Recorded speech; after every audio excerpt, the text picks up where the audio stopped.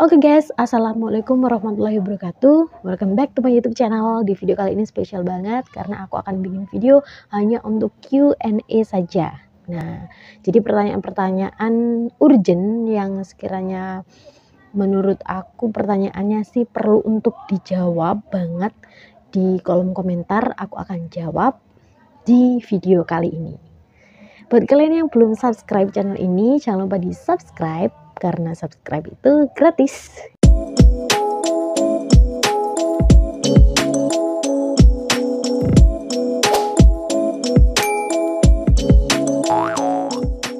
Nah, hari ini kita akan Q&A, bacain pertanyaan dan aku akan jawab langsung di video kali ini.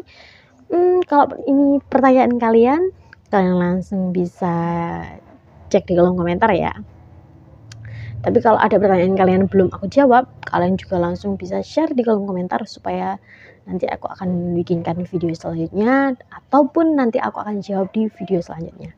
Oke, langsung aja kita ke videonya. Aku mau jawab dulu pertanyaan yang pertama. Nah, di sini aku anggap intinya aja ya, nggak langsung aku bacain, aku langsung kasih pertanyaan intinya aja.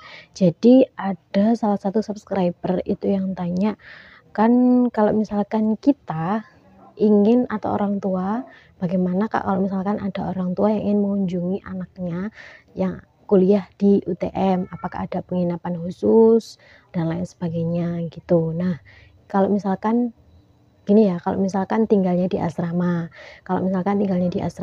biasanya untuk penginapan itu tidak diperbolehkan, hanya harus mengunjungi 1 hari itu dan langsung pulang gitu. Tapi kalau misalkan si orang tua ini mau istilahnya menghabiskan waktu beberapa hari di sana untuk mengunjungi anaknya, berarti orang tua itu harus menginap ya. Menginapnya di mana Kak? Nah, menginapnya itu berarti harus sewa kos sendiri, kos harian gitu. Nah, biasanya di setiap kos-kosan kalau misalkan ada kamar yang kosong itu akan disewakan untuk harian gitu ya. Terus untuk yang kedua kalau misalkan anak itu tinggalnya di kos-kosan, kalau tinggalnya di kos-kosan ini biasanya lebih enak gitu. Nah, orang tua itu bisa tinggal bersama atau nginep di kos-kosan anak tersebut sesuai dengan kebijakan dari ibu kos atau bapak kos. Kira-kira boleh nggak gitu? Kalau misalkan nggak boleh keluarga yang terlalu banyak, misalkan cuma boleh 1 orang aja, nambah 1 orang aja gitu, ibunya aja misalkan. Terus ternyata banyak keluarga lainnya yang ikut. Nah, berarti harus cari kos-kosan sendiri. Entah itu kalau misalkan kos-kosan itu masih ada kamar yang kosong, bisa nginep di kos-kosan itu. Tapi kalau misalkan di kos-kosan itu nggak ada kamar yang kosong, berarti harus nginep di kos-kosan yang lain gitu.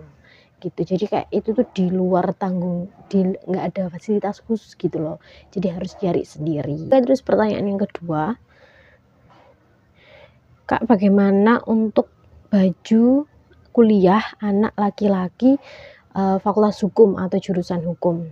Sebenarnya dan di sini ada 2 pertanyaan ya, baju anak laki-laki fakultas hukum atau jurusan hukum dan baju anak perempuan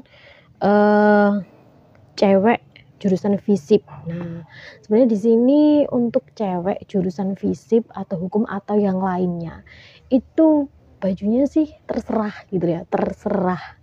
Dengan catatan nggak boleh pakai kaos, nggak boleh pakai sandal jepit, dan nggak boleh pakai celana jeans yang sobek-sobek. Yang artinya, misalkan kalau kalian pakai kemeja, oke fine, nggak apa-apa. Kalau kalian pakai rok, ya nggak apa-apa. Kalau kalian pakai celana jeans tapi nggak sobek-sobek, nggak apa-apa. Gitu. Yang penting pakai sepatu, gitu ya guys.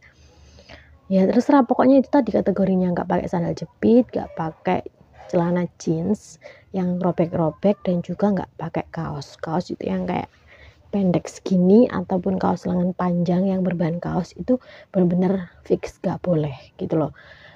Ya mungkin kalian bisa memasuki area kampus, tapi misalkan kalau kalian memasuki area fakultas atau kalian ikut kuliah dengan kondisi yang seperti itu, kalian akan diperingatkan oleh dosen gitu. Jadi kayak semua jurusan itu sama aja sebenarnya. Kecuali fakultas pendidikan ya, biasanya ada ketentuan harus pakai batik, harus pakai ini dan itu. Nah, oke. Selanjutnya, Kak, bayar berapa kalau tinggal di asrama? Nah, Kalau aku dulu sih pas aku tahun 2016 sampai tahun 2020 masih stuck di harga 950 per semester. Nah, kita harus bayarnya itu per semester, nggak boleh per bulan ya guys.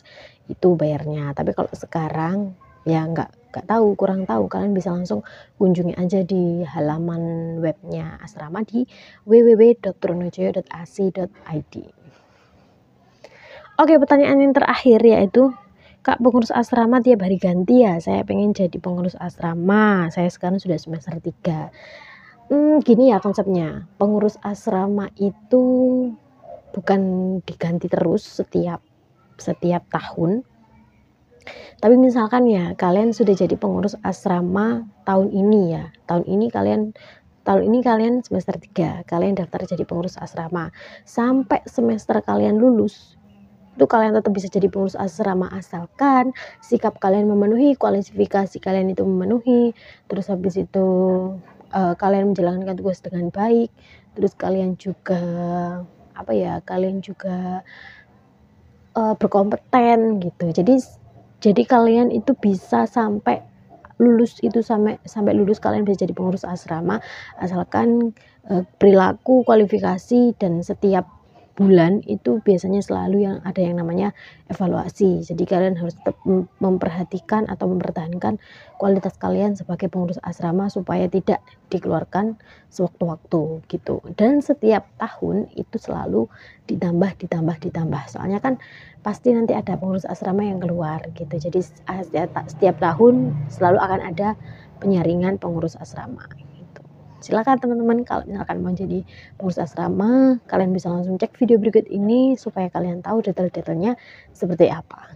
Oke guys, mungkin di situ aja Q&A aku hari ini karena memang durasinya agak panjang, jadi aku bikinin video sendiri. Oke, langsung aja. Kalau kalian belum subscribe channel ini, langsung aja di subscribe. Terima kasih. Assalamualaikum warahmatullahi wabarakatuh.